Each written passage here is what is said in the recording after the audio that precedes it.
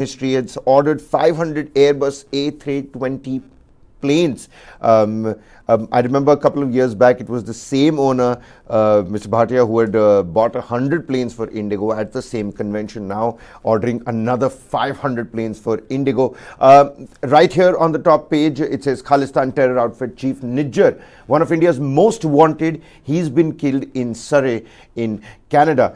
So lots that lined up amid heat wave. UP death toll mounts, and on the one hand you've got the heat wave, on the other hand you've got floods that are taking place in the same country. Very contradictory weather kind of absolutely situation. So confusing weather. Lot that's lined up. And finally, we also have Manipur that we're going to talk about, because the Chief Minister has come out. He said he's warned against the violence in the state. But at the same time, after a very long time, there is now an observation by a legal body here, by a judicial body here, that has said, well, we'll take the viewers through that when we finally come to that particular bridge. But right at the forefront, right at the top, I was taking a look at the Times of India copy. It says, Prime Minister visit to focus on boosting India-US defense industrial ties. We earlier saw that the Prime Minister, he'd emplaned for New York this very morning, tweeting out that, United States, here I come. So much that's happening, Varghese. You've got the drone deal, some 31 Predator drones of top-notch quality. They're going to cost us $3 billion, something that the Defense Acquisition Council had given a green light to. The jet engine deal for our Make in India push. I mean, the Tejas Mark II planes are finally going to get the F414 General Electric engine. That's something that is market standard at this point in time. So much that's on the cards. What are you expecting? What are you hoping for? Of course, there's going to be great PR, but at the same time, the diaspora is going to be happy. I saw people raising placards saying the 2023 phenomenon, the two top global leaders that we need right now are Biden and Modi. Some of the placards, as you were saying, I was taking a look at those placards. So this is what one of the placards says. It says the United States plus India alliance, a new hope for the 21st century. So, the diaspora in the United States, and we have a very good and powerful diaspora in the United States. People in the United States tend to look at them as success stories, because, there is that myth about a lot of doctors, engineers, software professionals, healthcare professionals, all of them are coming from this particular ethnic group, and there have been various studies also on them. But anyway, we're talking about how the United States and India are probably going to reset the kind of relationship they have. Now, Kabir, let it be known, it has been always India's wisdom to ensure that it's a multipolar world. All right. So we are now having a deeper engagement with the United States after proving to them that our relationship will always be multipolar. We are not going closer to US at the cost of someone. So that is a position that we have always taken. And we have always ensured that this kind of a position is in fact held as well when it comes to the issue about our geopolitical realities as well. So when Prime Minister Modi goes to the United States, some of the factors that we need to in fact see is the economic factor, how much of the so-called alternative supply chain phenomena that the US is looking at, especially after COVID. They did see that China seemed to have dominated the entire supply chain, especially when it comes to the issue about semiconductors. So we are going to in fact see as to how much of that is going to be at play when it comes to this. And another critical phase in which we are looking at is what about India's role when it comes to collaborative defense technologies. Remember, Kavi, yesterday I told you that there was something called dual-use technology, which we faced sanctions when we conducted the nuclear weapons tests in the 90s. Now, after that, the US has been very careful in trying to give the kind of technology that we have been seeking, especially when it comes to high-end technology. And when we are looking at the high-end technology, we are talking about these technologies that could result in what we call as, dual use in defense issues as well as nuclear issues. So that kind of technology was, in fact, completely denied to us, and because it was denied to us, we had become very cautious with our relationship, and we always ensured that our relationships are multifold. Now, when we are talking about this jet engine, which is one of the most critical aspect of this, it is going to be defense deal. the high point. And it's going to be one of the high points because we're talking about Predator Reaper, and probably we are also looking at collaborations between Indian firms and defense firms in the US. We could become the spare part manufacturer of US defense items in this country. All right, and that would open up a whole new industry because the US will be technically outsourcing spare parts productions of their defense systems, probably existing defense systems like F-16s and other things, because already they are looking at that possibility. F-16 is a legacy aircraft, but it's still in use by various air forces in the world. So it becomes a huge lucrative market. Now, when it comes to our technology, look at this is how our foreign policy is also defined. When we talk about technology transfer, TOT, it is being touted that 80% of the GE 414 engine technology could be shared with us. All right. That is something that we have to look at. So just 80% of the technology as of now, and later probably it could even reach 100%. But there are clauses that are there in it. Is 80% good enough, Varghese? I mean, it is great enough to allow this thing. It is great enough because, you know, there was a point at which the US wouldn't even share 20% of a TOT. I remember Austin Lloyd was here in the national capital. Yes. He met with the defense minister Rajnath Singh. There were, delegation level talks that took place. And I categorically remember him saying that, now there is growing, a popularity in the fact that we want to share all of our technologies with somebody that Washington completely trusts. Exactly. That is what, see, initially the issue has been is that we have this successful model of a relationship with two countries. One is we had with France and we have with Russia. Russia, of course, has been our traditional weapon suppliers, and we have a very deepened strategic relationship with the Russians, and they have been sharing their critical technology with us on a TOT basis. And there are several examples of it. The BrahMos missile. When it comes to the Sukhoi, in fact, our Sukhoi 30 is totally different from the breed of Sukhoi 30 aircraft that is there around the world, and even what the Russians use, because it is the only Russian aircraft that has been integrated with Western avionics, our own weapon systems, as well as Western weapon systems. So it is a very unique aircraft in its own league. This is the capacity that we have when we have an independent foreign policy. We don't have to rely on the strictures that are there that exist from these countries, because they trust us to use it for only our purpose. So we have given that confidence when it comes to Russia, and that's why Russia tends to share that kind of critical technology.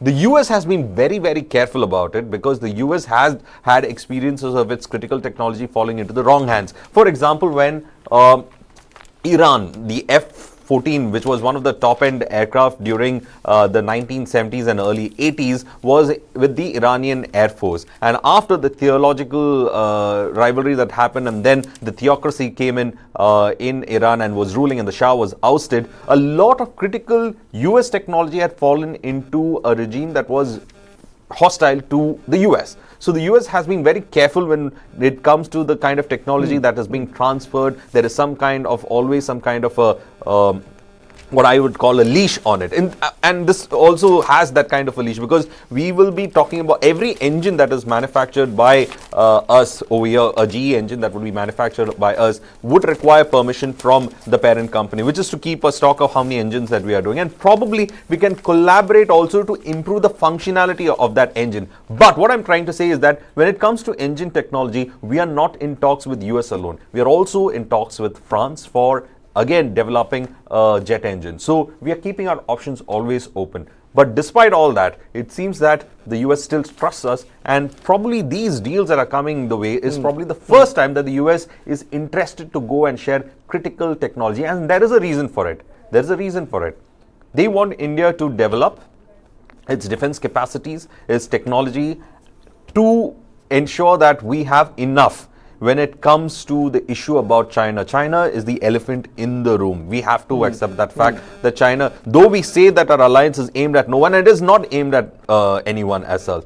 But the US would want a strong point when it comes to China, because if you look at the arch with China, the two ends of the arch are strong. That is to say, you have South Korea and Japan, and then you have India on the southern hemisphere.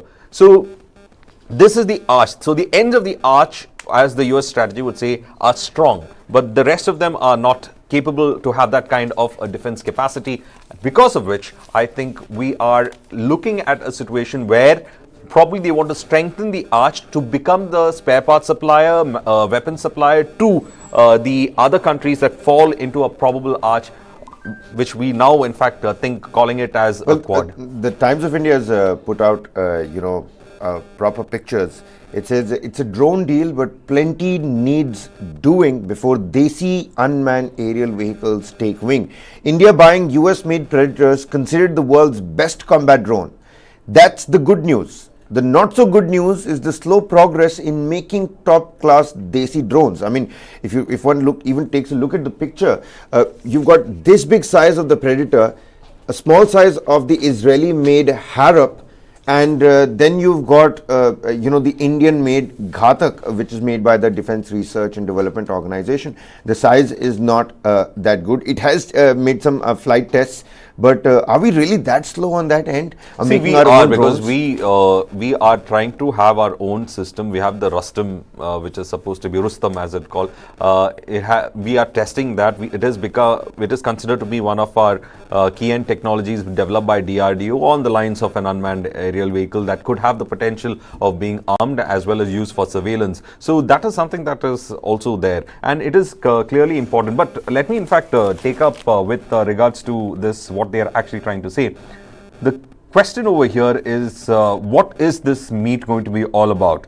Well, Jake Sullivan has in fact put out that the NSA of the United States and security advisor in the Hindustan Times has quoted him. Jake Sullivan has said that while both countries will also seek to develop a common understanding about China's actions and as best as possible attempt to coordinate and align actions around it, Sullivan said that the bilateral relationship is neither a marriage of convenience nor a geopolitical bargain, but a relationship founded on goodwill between people, private sectors, academia, governments on both sides. So he's saying that it is not from the prism of China alone, or not, as he calls it, a geopolitical relevance.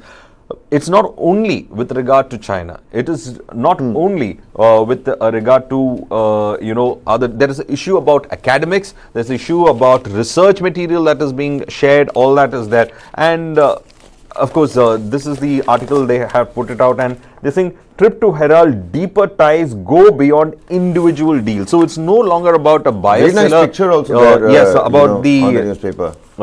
It's about how the those are exactly the placards that I was talking about. The pictures with the two top global leaders. America loves Modi. Modi loves America. Joe Biden and Narendra Modi, the two top global phenomenon that we need right now. I mean, that's the kind of vibe that's already been set in place. People have been thronging the streets. There are proper, marches in support and celebration of the Prime Minister's visit to the United States. Well, it is a big, celebration that has been carried out by the Indian diaspora in the United States, because they think this could be a paradigm shift when it comes to India's relationship with the United States, and therefore this could be the reason why we are looking at some of these huge deals coming in. Now, this relationship is not born out of from the last 5 years alone. There has been a sustained attempt on the part of several diplomats from both the sides to break the kind of Cold War, what I would call as a Cold War mentality that stopped the relationship from going further. We must understand that in 1971, the US did send in their aircraft carrier into the Bay of Bengal, and we had a 20-year friendship with the USSR then, which was also the superpower that sent its nuclear submarine to counter this the USS the aircraft in the aircraft carrier in the Bay of Bengal, and that has been one of the points of mistrust that has creeped into South Bloc, as well as when it comes to the defense planners of this country, because they never thought of US actually sending something during that period. But of course, a lot of water has flown under the bridge. The relationship between India and the United States have become stronger. The Soviet Union doesn't exist anymore, and but that Cold War mistrust seems to be still lingering on in certain sections of both our diplomatic cadres as well as when it comes to the US. But there has been a sustained effort to ensure that there are good relationships with the United States, but not at the cost of our independent foreign policy. So, though we might say that the United States is deepening, we would put down our foot when it's required to say that what is right is right. Also at the same time, the China-US report are, they're reporting progress themselves. We remember Blinken met with his Chinese counterpart as well recently to allay any fears of tensions at that particular end, even as we know that Taiwan is still a touchy topic between the United States and the Great Republic of China. Prime Ministers visit outside, and there are some burning issues back at home as well. Many people from different political quarters are saying, why does the Prime Minister have to embark on this visit when he's got pressing issues back at home? And on that very end as well, Business as Usual by Unni, there's a cartoon that's been put out. I'll just quickly show you that cartoon. It shows what I think is a figure of, I don't know, the Home Minister. I could be wrong as well. And the dialogue says, cheer up, Global West will make more news than the local East. And there's the Manipur's sign over there as well. If the camera person could just, quickly zoom in on this little cartoon over here, right here. It says,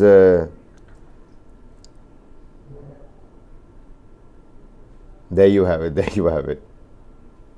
So, I mean, that's the, cheer up, Global West will make more news than the local East. And you also have Manipur's, board over there as well. So don't you think this is going to maybe take a hit ahead of 2024? I mean, why not look at this under the political lens as well? If you're trying to say that there are pressing concerns at home, of course, every country has its pressing concerns, but this is also part of your country's outreach. You cannot see everything under isolation, and those words are very loaded, like Global West, then Global makes more headlines than Global East. Local East. So it is loaded. Of course, we have our problems. It's not that we can hide away from our problems, but there are times in which we can't compare certain things like apples and oranges together. And this is an apple-orange kind of a situation. See, these defense deals are equally important. Kabir, I'm a person who sees the government critically. So I call the government a spade when it does, a spade when the government does something like that, as a spade, okay? But here, this is quite unfair, because we are talking about, a relationship that probably is going to go on the next level. The kind of relationship that we had envisaged that what we should have. And this has a historical context to it also. And what we are looking at is that from the time of Nehru and Kennedy, this relationship had been fraught. Though there have been attempts to be, carried on by these two democracies to come together, it has been fraught with a lot of issues. We are looking at an economic dimension, we are looking at a defense dimension, we are looking at a geopolitical dimension when it comes to this relationship. Well, US is India's largest trading partner, Varghese, at $191 billion. Indian and American firms have invested $40 billion each in each other's countries. Indian investments is present in across all the 50 United States states. At 4.9 million, Indians are the second largest immigrant group in the United States. At least 2 lakh Indians study in American universities. The US and India are now engaging in more military exercises with each other than with any other country. The United States, India is also going to buy more than $20 billion of defense supplies from the United States. India is also going to ink that $3 billion drone deal, the Predator drone deal, and ties now extend to defense cooperation and transfer of jet engine technology as well. I never knew, I only learned recently that under this new framework of defense cooperation, both the armies can use each other's bases for, supplies, replenishment. Yeah, there's a logistical agreement. Take rest as well. There's a logistical agreement that we have with the United States military, and we have similar kind of in Midnapore, some, I believe some F-16s, United States fighter jets also took off off. There were proper exercises that took place, There's apart from the quads and our naval exercises. Yes, there is a lot of these exercises that take place between the militaries of both the countries. And these exercises are also one of the reasons why the relationship has become very closer. We have the same kind of, again, we have that thing that we will not put our eggs all in the same basket, and therefore we have similar kind of military exercises even with China, even with France, even with Russia, and even with the UK. So we keep highlighting on all these factors, and therefore it is pertinent to understand that when it comes to the issue about how multidimensional our relationship is going to be, the issue has always been about how to define that multidimensional relationship without affecting our independent foreign policy. And this is the reason why I would say that, all of us tend to make sure that when it comes to certain important global events, we in fact voice our foreign policy in the proper manner. Do you know that one of the biggest admirers of our foreign policy is our arch enemy, Pakistan? Why Pakistan admires our foreign policy is this: that during Ukraine war, when there were sanctions that were put forward, we were in fact looking at how Imran Khan came and said, look at how India has bought oil from Russia. Russia is in war with Ukraine. Though to the entire world, the US has been pressurizing not to buy Russian oil, India has been able to buy. I tried doing it. I was not. I remember him saying that. He said that India did not get cornered into a situation. They were brave in their own and that stand. is because of our independent foreign policy. So when we talk about deepening these ties, there will be a section, as I told you, the legacy of USSR is still there. There will be a section of people saying that we are getting too cozy to a crony capitalist country. I mean, you're going to listen to all that because of that legacy factor. But to all those people who would actually think about that, I would tell them that your friend, the Chinese, got all the investment and all the business from the crony capitalists. So when it comes to trade, I don't think so you should be looking at ideology in this matter. You should be probably looking at practical sense. There's a lot of reasons. We've got one of the largest population of engineers.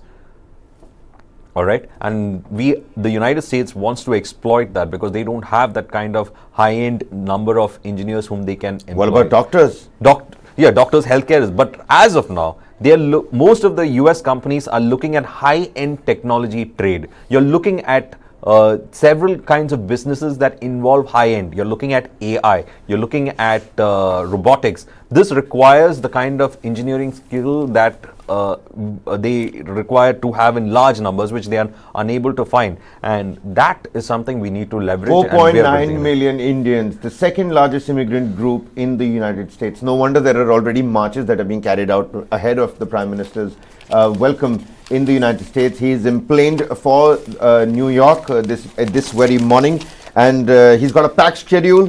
Those are the particular tweets that he tweeted ahead of his embarking on his journey. June 20th, Prime Minister arrives in New York, meets with thought leaders and the civil society. On the 21st of June, he leads the Yoga Day celebrations at the United Nations, goes to Washington, D.C., meets President Joe Biden on the 21st of June. The 22nd of June, White House reception. There's a meet and address to the United States' Congress, and it's going to be followed by a proper state dinner. On the 23rd of June, meetings with CEOs, lunch hosted by Vice President Kamala Harris, Secretary of State Antony Blinken. So it is going to be a power-packed 3 days official state visit for the Prime Minister as he leads the United States today. Focus on meetings with Biden, closer ties in defense, the drone deal, the jet engine deal. Well, a lot is on the cards, ladies and gentlemen. All right, Varghese, let's quickly move on to some other top page news. And right on the top, it says Khalistan terror outfit chief Nijjar, KTF, the chief of KTF, one of India's most wanted, has been killed in Canada's Surrey. He was wanted by the NIA and the Punjab police and was facing several charges. He figured in terror list that was handed over to the Prime Minister of Canada in 2018 as well. Hardeep Singh Nijjar of the Khalistan Tiger Force. Yeah, the Hindu has in fact put it out in its top page. It says that Khalistan Tiger Force chief Hardeep Singh Nijjar, a designated terrorist, was gunned down by unidentified assailants in Canada's Surrey city on Sunday. He was wanted by the National Investigation Agencies in 4 cases. The 2 assailants struck at around 8:30 p.m. local time when Nijjar was inside a car at a parking lot near a religious place. So, there were several reports that were doing the round that when the body was being, taken away from the site of the shooting, there were pro-Khalistani chants and anti-India slogans that were again raised, which is becoming a huge problem. And I know the international authorities are helping the Indian government as well, but there is more than what meets the eye over here. There is more than what meets the eye, because see, I'm reading some of the more details in this. The assailants, they fled the scene after firing at him from close range. His killing triggered an instant protest by the members of his community. Nijjar was declared terrorist under the Unlawful Activities Prevention Act in July 2020 through the Ministry of Home Affairs notification, which stated that he had been posting photos and videos on social media platforms to spread insurrectionary imputations and hateful speeches. He was also accused of attempting to create disharmony among different communities in India. So, Nijjar's death, of course, is going to ask a lot of questions as to who was behind that, because the assailants are yet to be identified. Also, I think there should be a proper investigation as to what led to his death. Nijjar, though, looks, in the front as a person who we call as chief of the Khalistani Tiger Force. We should be also looking at as to whether this was some kind of a local rivalry that also could have led to his death. That also should be explored. Though on social media he was very active on these fronts where he tried to have anti-India or a propaganda. There were several photographs that surfaced on the internet where he was standing behind Amritpal Singh as well. So on that front as well, not many street credits to the man. But at the same time, we have a person who's a wanted terrorist. He's now been shot dead. But there's an interesting take here in the Indian Express. It says Pakistan to United Kingdom to Canada. 3 among the wanted are dead in little over a month. I'll just quickly read a little excerpt. That's quite interesting. Can you read it? Khalistan Tiger Force Chief Hardeep Singh Nijjar is the 3rd wanted separatist to die in little over a month. His killing in Canada's Surrey follows that of Khalistan Commando Force Chief Paramjeet Singh Panjwar, alias Malik Sardar Singh, in Pakistan on the 6th of May. Also, in India's terror list, Panjwar was shot dead by unidentified gunmen, UAPA, in July 2020. So from Pakistan to UK to Canada, 3 among the most wanted shot dead in little over a month. Well, also the Tribune has made an interesting small graphics. It said that Nijjar carried a cash reward of 10 lakh on his head, which was announced by the NIA earlier this year. Yeah. And the NIA had charged him with waging war against India and involvement in terrorist activities. So, but that's a very interesting thing, because the modus operandi, when you say that some of these Khalistani groups that are the 3 of the have been gunned down, especially by unidentified members. Let's see what that investigation throws out. Well, his name also figured in the wanted list handed over by the then Punjab Chief Minister Captain Amrinder Singh to the Canadian Prime Minister Justin Trudeau during the latter's visit to India in 2018. Speaking to a Canadian radio channel after the killing of Khalistan Commando Force Chief Paramjeet Singh Panjwar in Pakistan last month, Nijjar claimed that, quote unquote, I have information that a list has been prepared with my name on it. He was heard making such a claim in his speeches as well. Nijjar had delivered a speech at the Gurudwara just before he was shot dead. In that speech, he had said that any day could be his last day. He had been saying this on every stage for some time. And also, there's a little bit of background. He migrated to Canada in 1999 and worked as a plumber. He was living there with his parents, wife and 2 sons. He was the prime accused in the killing of Manohar Lal, Dera Sacha Sauda follower, who was shot dead at the Bhakta Bhai Ka in Patinda by Kamaljeet Sharma and Lovepreet Singh alias Ravi on November 20th, 2020. The murder was carried out by shooters at the directions of Canada-based gangster-turned-terrorist Ashdallah at Nijjar's behest. He was also accused of planning an attack on Sant Gyan Muni, a priest, at Bashingpura Pilor by Kamaljeet Sharma and Ram Singh alias Sonu on January 31st, 2021. He had 12 FIRs pertaining to terrorist activities against him. Well, so Khalistani Tiger Force Chief Nijjar shot dead in Canada. It's the third overseas Sikh militant to die since May. The NIA had put rupees 10 lakh reward on him. This comes days after sudden death of SFJ's UK chief Avtar Singh Khanda in London hospital. On the 6th of May, KCF chief Paramjeet Singh Panjwar was shot dead in Pakistan. And now we've got the Khalistani Tiger Force chief Nijjar, who's been shot dead in Canada's Surrey. This is what we're picking up. That's one of the top headlines. Well, Varghese, it seems like that grip, that noose around the Khalistani terrorist forces, that's sort of like now tightening down. We'll have to wait and watch as to what happens next in this particular story. In the Times of India, right next to the KTF Chief Nijjar being shot dead's news is Chief Minister of Manipur, N. Biren Singh's warning. And the warning goes out quite loud and clear. I'm just not sure if this warning is going to, if anybody is even going to bat an eyelid.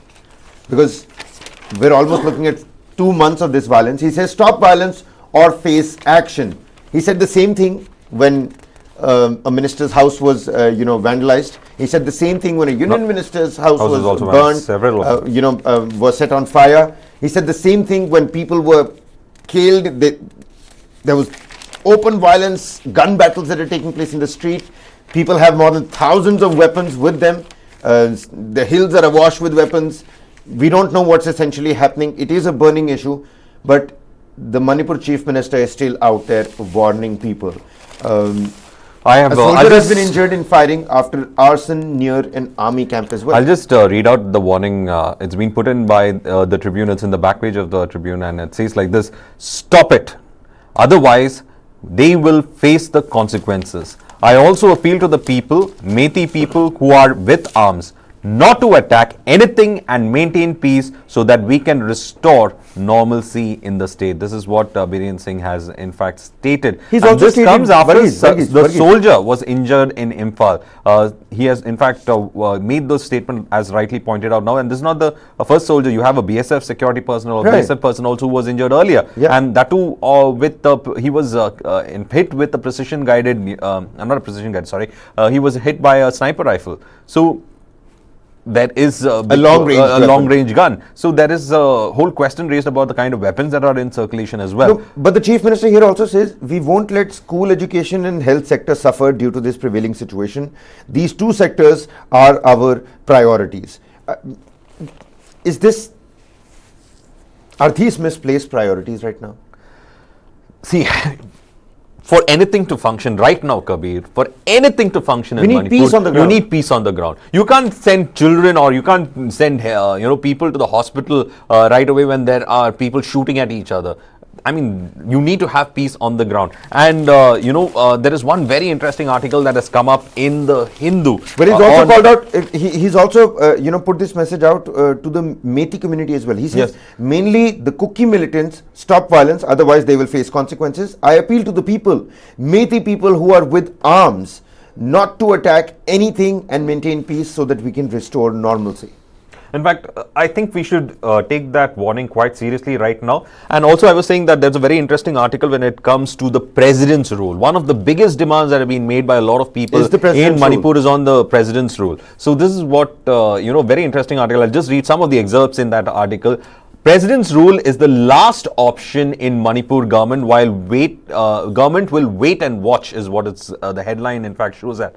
Now the BJP is in a dilemma regarding the continuance of Biren Singh as Manipur's CM as violence continues. His removal could alienate the Meitei community more. That is what the party is fearing.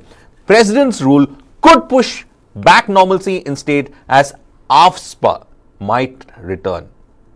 So when you say president's rule, you have another draconian measure called AFSPA coming into play, which is not something this that the government wants to essentially in fact showcase, because the government is trying to remove ASPA from the whole of northeastern states. So situation and this essentially is very a is, catch-22 situation, Kabir. Yeah, a word that I don't like to use, a double whammy of sorts. The Manipur Chief Minister has also said that I have seen that people are suffering.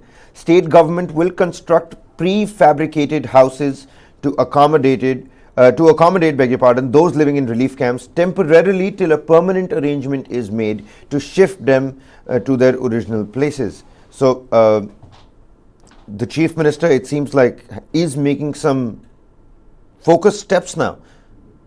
But this face the consequences, stop violence or face action.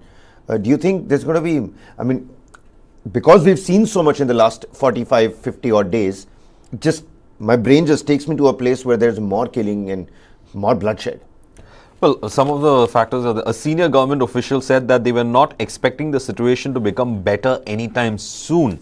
We are taking all kinds of measures which include outreach as well as a combing operation. Is it a wait and watch for now? We are mindful that it may take months also. When the Kuki-Naga conflict happened in the 1990s, more than 700 people were killed. It took years to bring normalcy, the official said. Now, these are people who have had experience being on the ground over this. And so they are not saying that, it is a magic wand and we will be able to get peace on the ground immediately. What you could see is cessation of hostilities, cessation of violence, but it's going to take a many years when it comes to the fact that if you have to actually get the communities to talk and to work together, it's going to be a huge trust deficit that they'll have to overcome. I was reading this copy on the internet, and it says, why this is interesting is because there's again finally some sort of observation that has been made by the judicial bodies. It says ST status for the Meiteis. High Court notice to centre and the state on review petition filed by a Meitei body. The contentious March 27th order had directed the state government, I'm reading this off of a Hindu copy, the contentious March 27th order had directed the state government to recommend the inclusion of the Meitei community in the scheduled tribes' list. The Manipur High Court on the 19th of June admitted a review petition seeking to modify its contentious March 27 order, which had directed the state government to recommend the inclusion of the Meitei community in the scheduled tribes' list. The court issued notices on the petition to the union government and the state government on Monday, seeking their response by the next date of hearing. Now, Manipur has been seeing contentious ethnic violence between the dominant valley-based Meitei people and the ST hill-based Kuki-Zomi people since the 3rd of May, when violence began, shortly after a tribal protest against the contentious March 27th order. Well, that is what has led to all this. And also, let's look at how the security apparatus is there in the state, okay? More than 40,000 army and central armed police force personnel have been deployed in the state. It's now 40,000, Kabir. 40,000 of them are there in the state. And there are 3 verticals at present operating in the state under the Inter-Agency Unified Command, the Combined Headquarters Strategy and Operations Group, and the Operational Intelligence Wing. An official said through regular meetings were held among the agencies, coordination was a problem. Now look at the difficulty that these people are facing on the ground. Those people who have been tasked in restoring normalcy, they're having a coordination issue right over here because there are 3 verticals and yet they're calling it a unified command. Well, so 3 verticals, still calling it a unified command. There was the composition problem when the peace committee came into existence, and we've had members of the ruling alliance, we've had members of union ministers that have come out and openly said that the administration has failed to control the law and order situation. On the other hand, it is a big problem for the BJP also right now, because they can't not look at it politically ahead of 2024, and alienating the Meitei community is something that they wouldn't want to do, and President's rule, like you pointed out, could again become a trap for the ruling dispensation in the state. But at the bottom of all of it, still remains concerns for people who've lost their loved ones, people who've died in this particular battle, for separate administration, for their own, autonomy. My question here would be, see, I was also looking for this particular page in Hindustan Times. It says politics and violence behind the raging ethnic strife in Manipur. If someone wants to take a look at it, I think they should take a look at this particular page to understand what exactly goes through, because what you pointed out is what it is. What is sustaining this? If I could have, in fact, this just in fact showcased over here right now. This is that article that is there. Those who are still trying to understand why Manipur is important for India, why the ethnic conflict in in Manipur needs to be looked in a prism which shows that there is a larger conspiracy to it. Because if you ask any of the retired army generals or any of those who have been in the security establishment, they say that there is an interest group outside this country who wants the Manipur flames burning. So this particular article, please go through it if anyone gets the time, on the Hindustan Times. Politics and violence behind the raging ethnic strife in Manipur is what it writes, and it's got a small this thing. I'll just take some of those.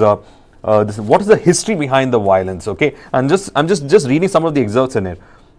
There are 16 districts in Manipur, but the state is commonly perceived as divided into valley and hills. This is the basic division that is there when it comes to the population and geographic nature of this. And then 2008 suspension of Operation Supar. A lot of people ask, like, what is the SU, militants under the SU? Suspension of operations. So this is again basically mentioned there.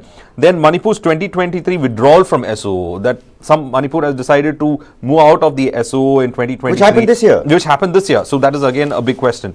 Then what is the recent violence all about? As today, 34 sub-tribes of Naga and Kuki-Zomi tribes are on the government's ST list, but the Meiteis are not. However, the Meiteis have long been demanding that ST status. So this is the basic nature of it, and anyone who wants to understand the Manipur conflict and to find out what it, I think that was one well-written article that explains everything. So they can in fact take a look at it.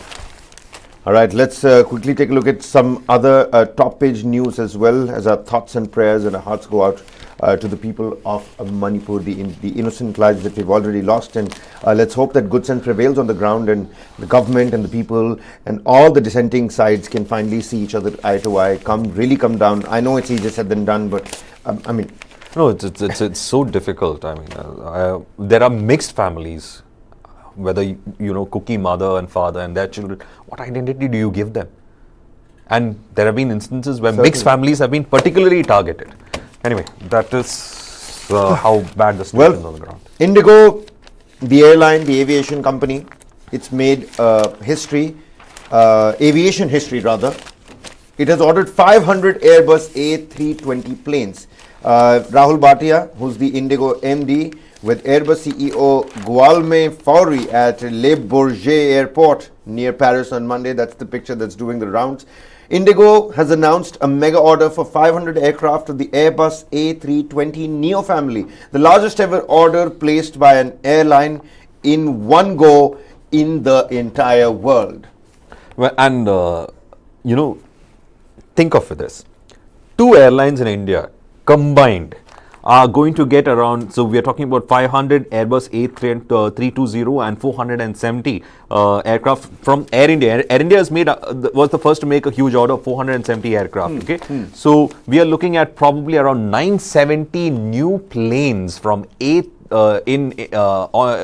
over our skies from 2030 onwards, Kabir. So I don't know, there are planes that are there as of now in existence. Maybe their shelf life or something might come to an end, and some might be phased out, but there will be some in still in. There was a lot of space for this. There is a lot of space. Now, Go Air completely out of operations now. So a lot of air in the space as well.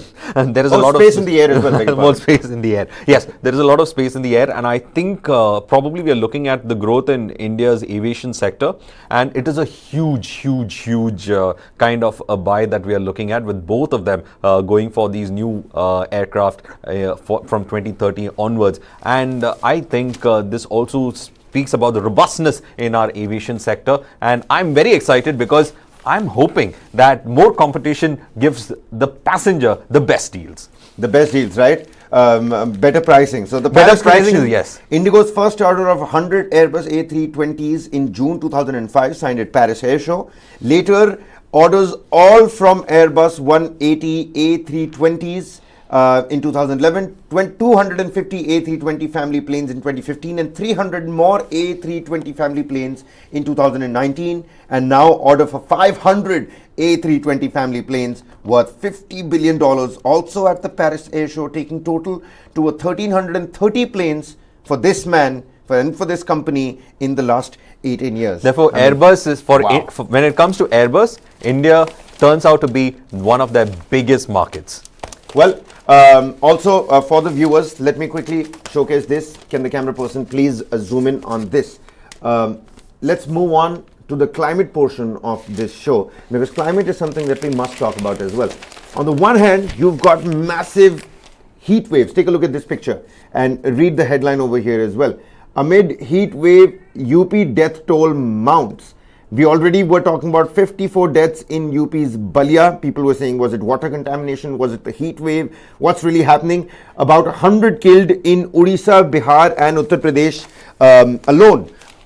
On the one hand, you've got this heat wave. On the other hand, you've got floods. So Varghese, where all are we expecting heat waves? Because the temperature, even if it says it's 35 degrees, it feels like 42 degrees. And where are the floods happening in the country? Well, I am just taking the Hindustan Times article, and this is the first article that we are in fact seeing right now. And you know, the first article in fact says on the front page itself, this is the first thing they put on. Flood alerts to heat waves. States face weather extremes, okay? Several parts of India experienced extreme weather conditions on Monday. There are flooding in northeastern states, including Assam and Sikkim. That's Assam on your screen. Heavy rain in arid Rajasthan, triggered by the cyclone Biparjoy.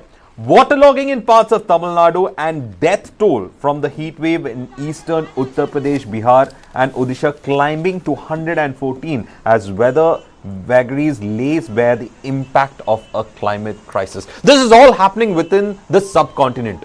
All right, this is all happening within the region of the subcontinent. The hot region, it's yes, tropical. It is flooding in certain areas. It is, you know, there is heat waves in certain areas, eastern Uttar Pradesh and Bihar, where we have seen, you know, now they are saying. Take a look at that. Take a look at that, Varghese. I mean, take a look at that. These are visuals from Ajmer. And I know there are a couple of lakes over there as well. And because of Biparjoy, you have these flash floods in an arid region of the country. Absolutely. I mean, people in Rajasthan, people in Gujarat don't necessarily think that they're going to end up on their everyday main roads, you know, and it's going to look like a swimming pool. You can understand if this was some coastal region, if this was some place in, or if this was Bengaluru in general. But I think the most worrying part of this, a lot of people who deny climate change, okay, but this is what the experts are saying. Experts attribute the unusual weather to the overall warming of the planet and the climate crisis. The globally available data makes it clear the climate crisis is leading to more extreme weather events, with the frequency of cyclones also on the rise. So you are going to see a complete climate pattern that you might not recognize and might become the norm if the continuing heat situation or the continuing warming is there when it comes to global patterns. Now, there is a person who's also quoted, and the thing is, it's in half. So I'm just trying to find the rest of the quote where it has gone. From Deeper Tie. Okay, yeah, got it. So this is what the expert was in fact saying when it came to India's weather pattern. He was saying that the impact of climate change is most visible across three hotspots: the Himalayas, coastal regions, and semi-arid to arid regions. And India has all the three. This is where we are in fact seeing the kind of situation. But now you're scaring me, Varghese. Yes, which is to say that, you know. Are we really, are we doomed on the climate action part? Are we really doomed? Last time when it warmed, the land bridge between India and Sri Lanka was covered with water. A whole part of Indonesia became islands. A lot of coastal areas in Australia was covered up. And a lot of India's coastal areas were covered, and this probably happened somewhere in 10,000 BC, all right, the last time the planet warmed up in that level. And today's world that you see is shaped from that warming. Further warming, well, I think we better be ready for looking for that net emission 2047 and all of those aims. We make those big claims at, you know, the big climate summits. Are those really toothless? And Kabir, it's very simple. Unless we move out of fossil fuel and everybody has to be in this because there's a political aspect into it as well. So, all right, that's the show that we have for you today. That's all the time we have for you. Even as Roz Sinha, who headed the operation, is now agency's new chief. Ravi Sinha, a 1988 batch IPS officer of Chhattisgarh cadre, he's going to be appointed as the new RAW chief from the 30th of June. The Appointments Committee of Cabinet has approved the appointment of senior IPS officer Ravi Sinha as the chief of India's External Intelligence Agency Research and Analysis Wing. We've got a new RAW chief that we have to look up to. So the Prime Minister's visit, Chief Minister Biren Singh's warning, lots of actions happening down south as well. And the climate exchange, I beg your pardon, and the climate crisis is something that we need to really seriously focus on. Many thanks for joining with us on this morning newspaper edition. That's Varghese Abraham. Many thanks for joining with us. Many thanks to the viewers to getting down in the comment section. This is Kabir Naqvi signing off. Lots more happening. Stay tuned. Keep watching News9 Live.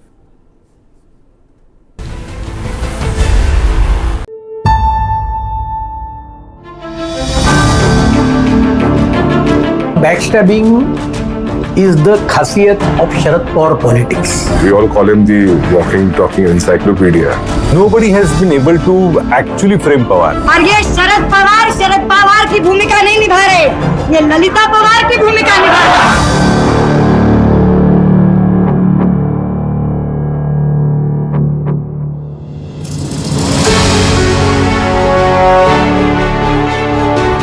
Pawar came into politics just ahead of Maharashtra coming into being, 59-60 onward. So still he is relevant. And the importance of Pawar is that he is never out of use, the expiry date kind of a thing. He's always contemporary. He's always on the move. He tries to understand. He's not like other politicians who think they have arrived, So this is the beauty of Pawar, and he's one of the most hard-working politicians.